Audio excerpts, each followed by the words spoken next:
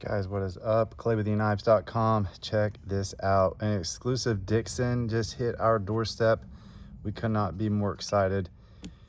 One of our closest friends in the industry, Jonathan and Amy McNees, our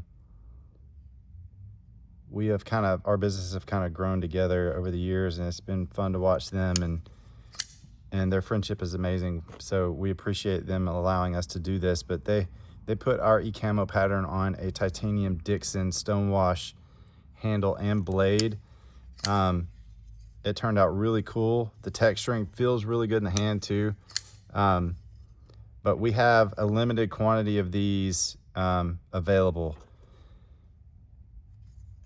It's really cool to see our pattern on this freaking knife. I love it. I love it so much. So MagnaCut steel, of course, made in the USA. Packaging comes with the big Dixon Energy sticker, which is the best sticker out there. And yeah, these are hitting the site.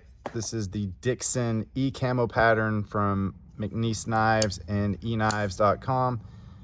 Really cool. Thanks so much, guys. We appreciate all the support to be able to do things like this. And yeah, this is awesome. So the Dixon, EKnives.com. Have a nice day.